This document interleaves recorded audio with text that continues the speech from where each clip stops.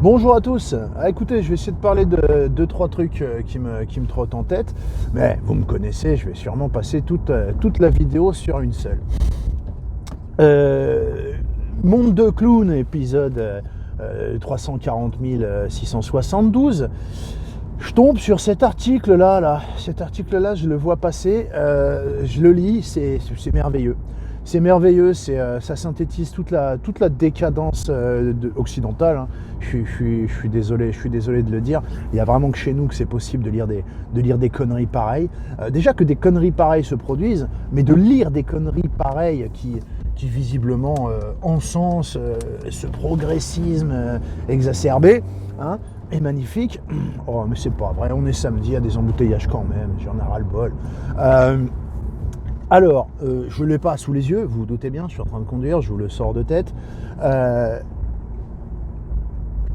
Un homme transgenre donne naissance à un bébé miracle grâce donne à son conjoint non-binaire un bébé miracle grâce au sperme d'une femme, grâce à du sperme femelle.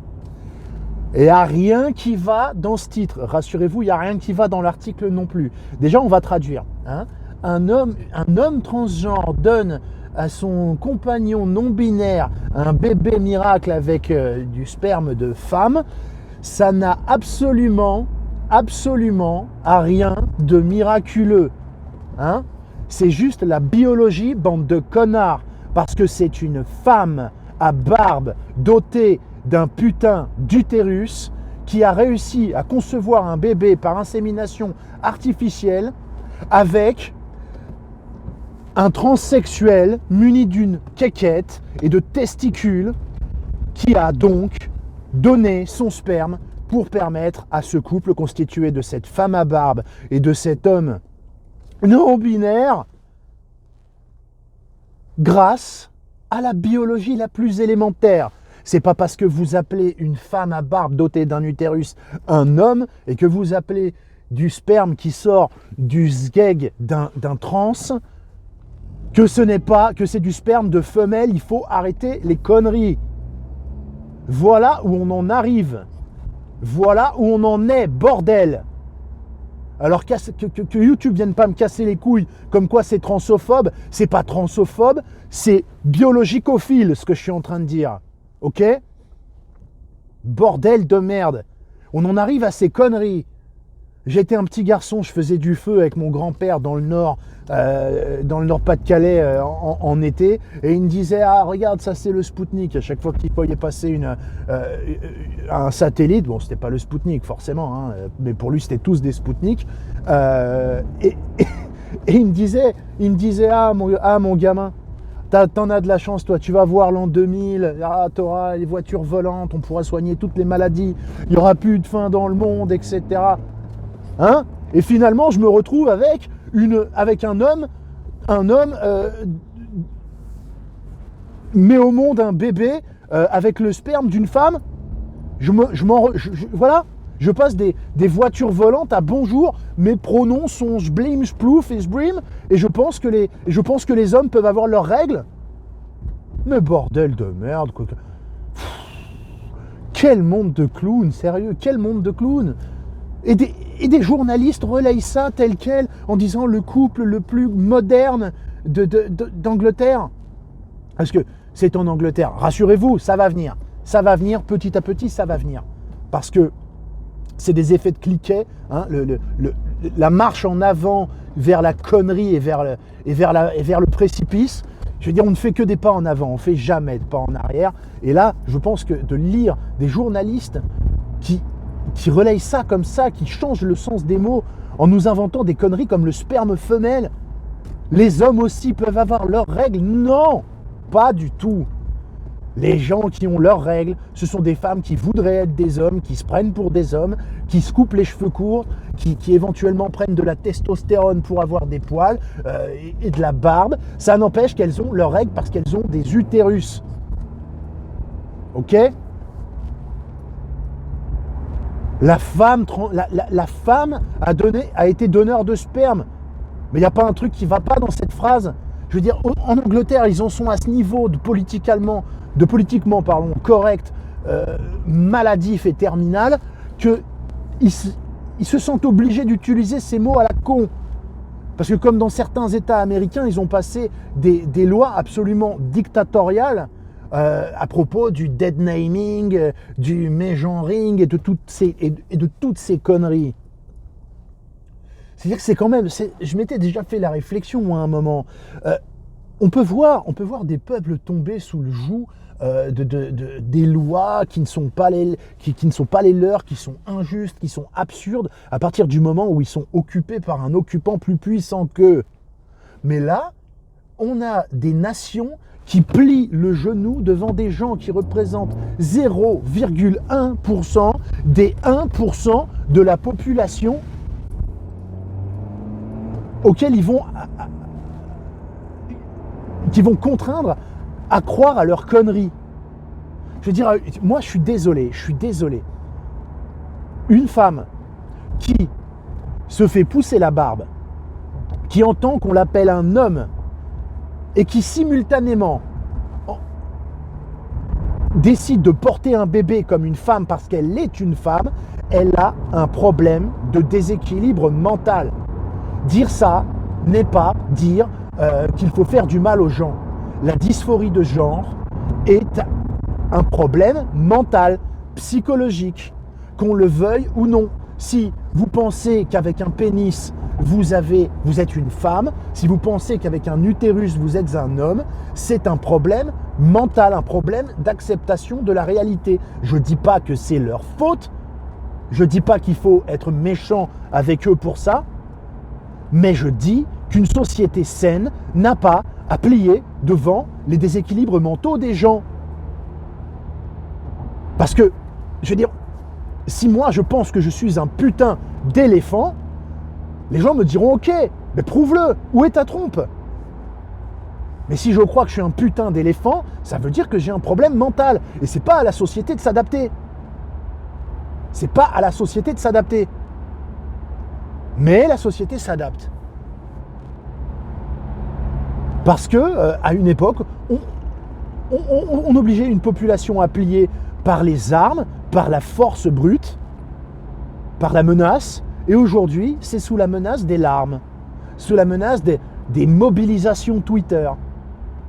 Et on en arrive à des sociétés comme l'Angleterre. Bon, l'Angleterre, j'ai l'impression, a toujours été un peu prédestinée, notamment par George Orwell, à devenir une dictature de chaque instant qui brise l'esprit humain en obligeant les citoyens à oublier le sens des mots.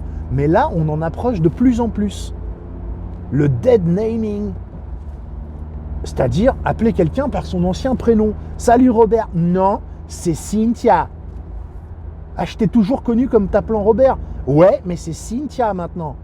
Bah ouais, mais enfin voilà, moi j'ai du vécu avec Robert, ça a toujours été Robert. Pardon, excuse-moi, je mérite peut-être pas une amende pour ça. Ouais, tu pourrais faire un effort. Ouais, je pourrais, mais il n'y a rien qui m'y oblige.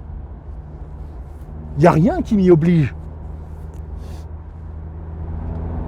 D'autant plus que il en va de même. Voilà, quelqu'un que vous ne connaissez pas, je l'ai déjà dit, au Canada, vous avez au Canada de Julien Trudeau, vous dites plus bonjour monsieur ou bonjour madame dans les administrations, à la poste, à la préfecture, de peur de tomber sur le mec sur 100 000 qui se pointe avec une beubare et qui décide qu'il s'appelle Cynthia. Et donc voilà, par sécurité, on n'appelle plus personne, ni monsieur ni madame. Donc 99 999 personnes vont devoir supporter qu'on les appelle plus ni monsieur ni madame, ce qui a toujours été une preuve élémentaire de politesse quand on rentre quelque part. Bonjour monsieur, bonjour madame. Et ben on va supprimer ça pour éviter de vexer une personne sur 100 000 parce qu'elle a un problème psychiatrique. Ou du moins psychologique. Je veux dire, merde, c'est pas possible. C'est pas possible. Alors, là, c'est un bébé miracle, c'est la famille la plus moderne de Londres ou de Grande-Bretagne ou j'en sais rien. Très bien, d'accord, ok, c'est moderne. Le bébé est là. Le bébé est là. Alors, je ne sais pas si je vous l'ai déjà dit, mais en plus de râler dans ma bagnole, en plus de faire un peu de musique, un peu de rap, bon, même si j'ai arrêté depuis un bout de temps, en plus de la sculpture et du dessin, eh ben, Tonton Comrade a des dons de divination. J'ai des dons de divination, oui, je vous jure, j'ai des dons de divination et vous voyez, je sais, je suis convaincu qu'on va avoir affaire à un grand hasard. Un grand hasard, c'est que ce bébé né du sperme féminin d'une donneuse transsexuelle, autrement dit un homme, d'accord, porté dans l'utérus d'un homme à barbe, hein, autrement dit une femme, et élevé donc par cet homme à barbe qu'il a porté dans son utérus et son comment on appelle ça, son partenaire fluide, non binaire, hein, quelque chose me dit que ça fera pas un hétéro cisgenre. Ah, c'est bizarre, hein. Je sais pas si c'est un bébé, si c'est un garçon ou une fille, mais quelque chose me dit que le hasard va peut-être bien faire les choses et que curieusement, il sera très certainement trans ou non-binaire ou fluide ou asexuel ou asexué ou intersexué ou hypersexué ou protosexué ou je ne sais pas quoi sexué. Hein? Mais ça, je vous le donne en mille. Ça, je vous le donne en mille. Mais il n'y a aucune raison logique de le penser. Hein. C'est juste que, je vous le dis, j'ai des pressentiments comme ça, ils se réalisent. D'accord? Le seul que j'ai pas, enfin, qui ne s'est pas encore réalisé, j'espère que ça va finir par se faire, c'est le pressentiment de la sainte météorite. Qui par sa sainte perforation depuis les fonds des espaces froids et infinis, nous libérera enfin dans une boule de lumière de ces ténèbres.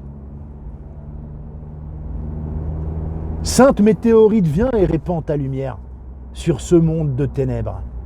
Je n'en peux plus de ces conneries, je n'en peux plus de ces conneries. Et le pire, c'est que ça devient une putain de mode.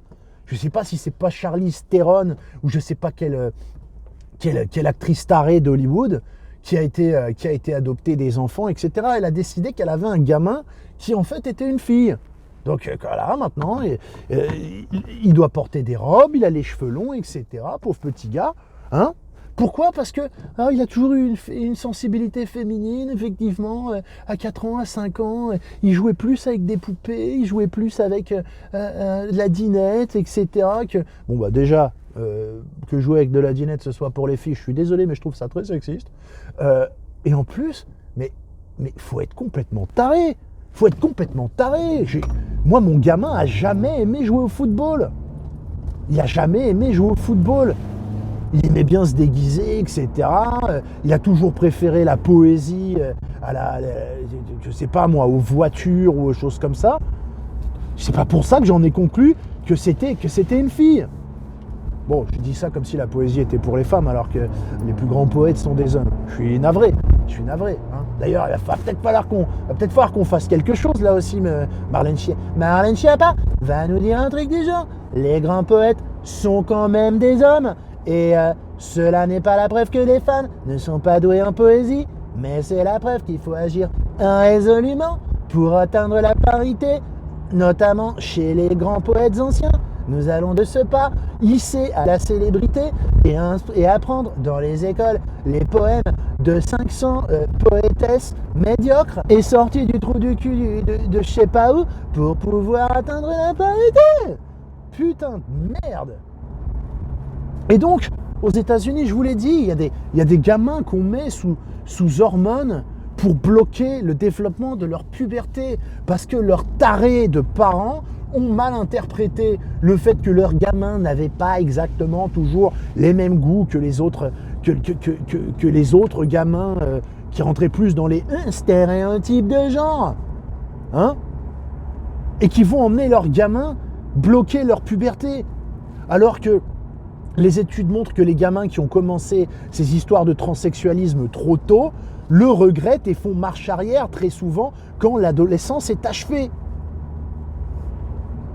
Je veux dire, on en est où là? On en est où? Je veux dire, à juste titre, les gamins ne peuvent pas voter, ne peuvent pas conduire, ne peuvent pas acheter de l'alcool, ne peuvent pas fumer des cigarettes, ne peuvent pas travailler, ne peuvent pas se marier, mais ils auraient la maturité pour être sûrs qu'ils sont en fait de l'autre sexe à un âge où ils n'ont même pas la moindre idée de ce que c'est que le sexe, les relations sexuelles. Vous pensez qu'un gamin de 5 ans, 6 genre, hétéro, machin, truc, enfin, voué à être hétéro, vous pensez qu'à 5 ans, il sait ce que c'est que d'être un homme? Vous pensez qu'une fille, à 5 ans, elle sait ce que c'est que d'être une fille? Mais pas plus que le contraire. Les enfants trans, mais ça fait partie des phrases qui me rendent dingue. Ces gamins n'ont pas pris ces décisions, n'ont pas formé ces opinions eux-mêmes. C'est de la maltraitance sur enfants.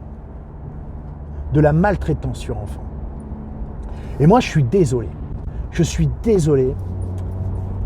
Ces enfants-là sont victimes de leurs parents qui justement lisent ces articles en disant « le couple le plus moderne de Londres ». Ça veut dire quoi, moderne? Je l'ai déjà dit, ça veut dire quoi, moderne? Dans la bouche de ces cons, la modernité, c'est le progrès. Le progrès, c'est le bien, c'est la marche vers quelque chose de mieux, une amélioration. Comme je l'ai dit, je crois, la dernière fois, ok, mais d'accord. Sauf que le fusil, c'est le progrès par rapport à la flèche. La mitrailleuse, c'est le progrès par rapport au fusil. Les bombardements, c'est le progrès par rapport à la mitrailleuse. Et la bombe atomique, c'est le progrès par rapport au reste. Le progrès n'est pas forcément une bonne chose. Et la naissance d'un pauvre être innocent au sein d'un couple de personnes qui ont toutes les deux des problèmes d'identité et des problèmes psychologiques, vous ne me l'enlèverez pas de la tête, ce n'est pas un bon progrès. C'est un changement, en effet, c'est le progrès, si on admet, comme je l'admets maintenant, que le progrès est dans sa courbe vertigineuse et descendante vers l'abysse. Effectivement, c'est le progrès, mais pour ce gamin-là, ses chances de ne pas être psychologiquement fragile sont assez ténues. Ouais, on s'en fout, comment, qu'est-ce que ça peut te foutre, c'est leur enfant, il est transgenre, etc. Machin. Alors je vais te dire une chose, et je crois que ça, je l'ai déjà dit.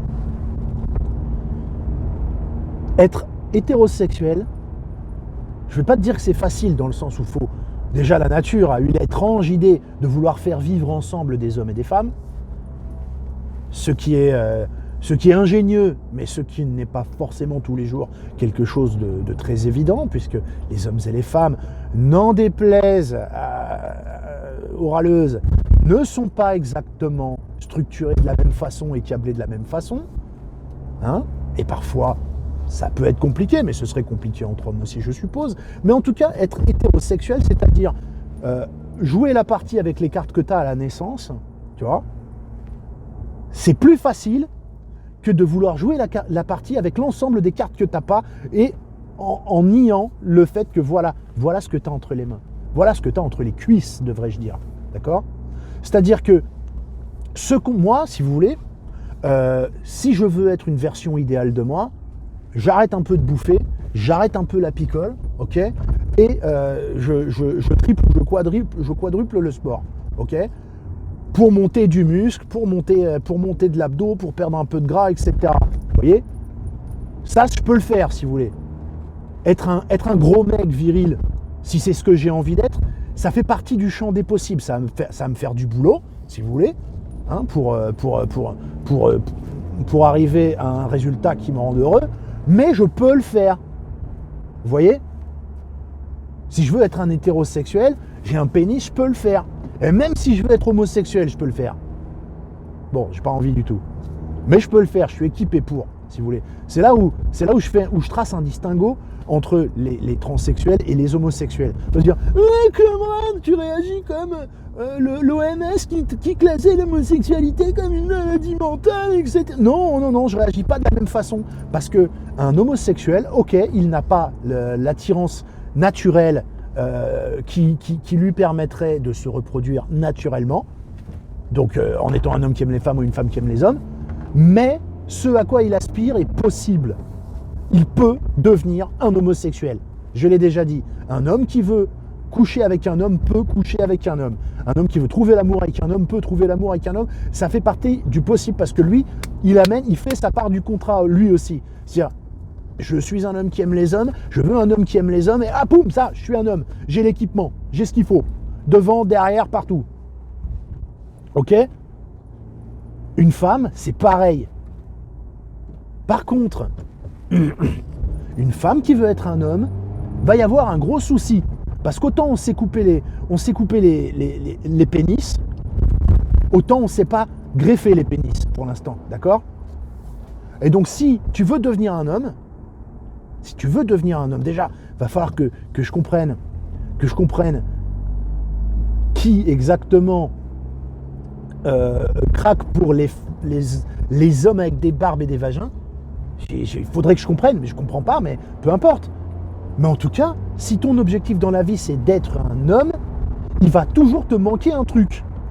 Un truc qui fait que tu vas être obligé d'aller le demander à un donneur qui sera un homme biologique. De base, d'accord ? Il va toujours te manquer un truc. Si tu veux être une femme, il va te manquer un plus gros truc encore. Le fait de pouvoir avoir tes règles, d'accord ? Le fait de pouvoir porter un enfant, le fait de pouvoir allaiter un enfant, ça n'arrivera jamais. Et même si tu deviens une très belle femme, même si tu es un très beau trans, avec des traits fins, qui a fait beaucoup de chirurgie esthétique, etc., non seulement devenir toi-même va te coûter cher, va te coûter très cher en opération de chirurgie esthétique et en douleur. Parce que se faire opérer du visage, ça fait mal. Moi, je ne vous le dis pas en tant que personne qui connaît ça, mais oh, les pleins phares, putain! Excusez-moi, mon langage très peu châtié en l'occurrence. Ça fait mal. Il va falloir passer par des épreuves douloureuses mentalement et psychologiquement, coûteuses, onéreuses. Quelqu'un se fait du fric derrière ça. Quelqu'un se fait du fric derrière ça, derrière ce business et derrière cette propagande permanente pour créer de plus en plus de gens qui souffrent de dysphorie de genre et qui deviendront certainement des clients esclaves en plus, puisqu'on les a programmés dès leur enfance à avoir besoin d'acheter des choses pour être eux-mêmes et des produits chimiques, de suivre des traitements. Aucun traitement chimique n'est totalement anodin. Ce n'est jamais bon de prendre toute sa vie des produits chimiques. Mais c'est des gens qui vont y être obligés, ça. Obligés, parce qu'on leur a dit que c'est le progrès. D'accord ? C'est des gens qui, au lieu de vivre comme un garçon ou une fille, tranquillement, en se sentant bien dans leur peau, sont programmatiquement voués à être mal dans leur peau jusqu'à un certain moment où ils se sentiront mieux, mais où il y aura toujours un truc qui les arrêtera. L'homme à barbe là, qui se voit comme un homme, a quand même eu cet enfant. Pourquoi ? Parce que c'est une femme.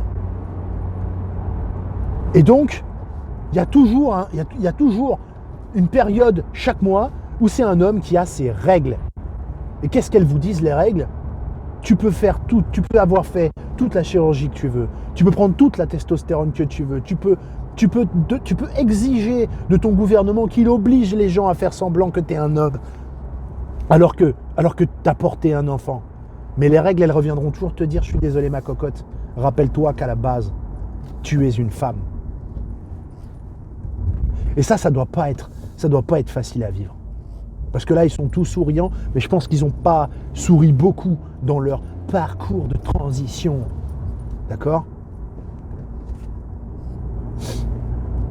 La femme donneuse de sperme femelle, hein ? Avec quoi elle a Elle a trait quoi pour donner ce sperme femelle? Bon Dieu, c'est Nibar? C'est Nibar en silicone? Ça aussi, c'est un business. Hein. C'est pratique, ça. Hein. Le progrès, c'est marrant. Quand le progrès, là, fait toujours en sorte de vendre quelque chose de plus. Des opérations du visage, des réductions de la mâchoire, des ablations de pommes d'Adam, des mutilations génitales. Hein? Et des implants mammaires. Avant, les implants mammaires, on les vendait aux pauvres femmes qui avaient un cancer.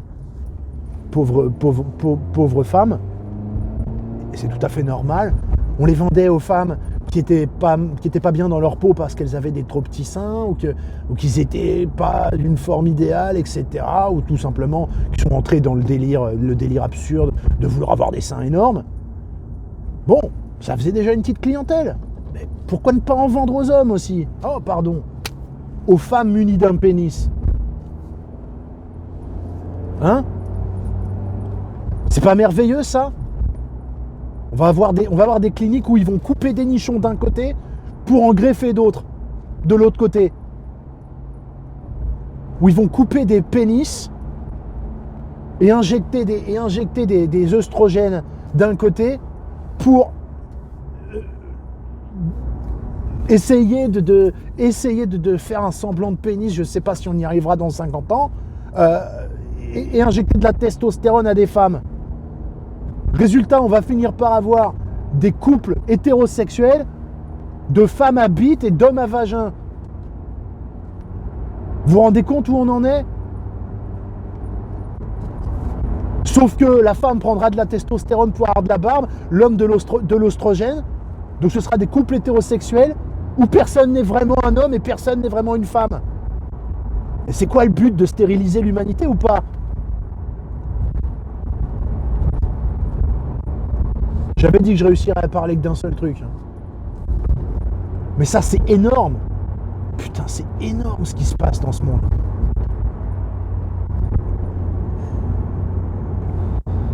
Voilà les préoccupations qu'on a, les Européens.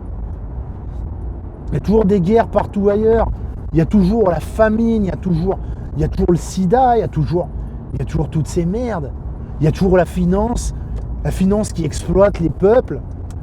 Hein, nous, ils nous exploitent, ils font bouffer des galettes de boue à d'autres pays. Hein. Mais nous, on doit regarder des journalistes à la con de centre-ville s'extasier sur des histoires à la mort moelle cul pareil. Putain. Alors bien entendu, cette vidéo va être interdite au moins de 18 ans. Elle va peut-être même être supprimée.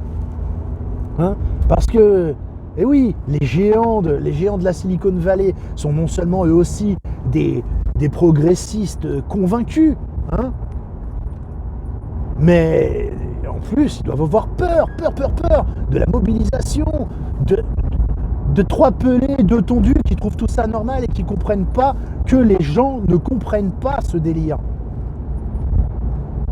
Cette acceptation, cette glorification de ce que j'appellerais la décadence. La décadence. Alors cette vidéo, elle va peut-être être supprimée parce que, voilà, on est peut-être 80-99% à trouver que là, ça va trop loin. Mais nous, on doit fermer notre gueule parce qu'on a trouvé nos nouveaux maîtres. Hein?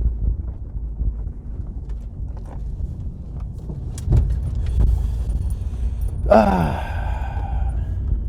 mon Dieu. Bon, écoutez, c'était pas forcément constructif. J'ai lâché ça à la va comme je te pousse, comme cela m'arrive souvent.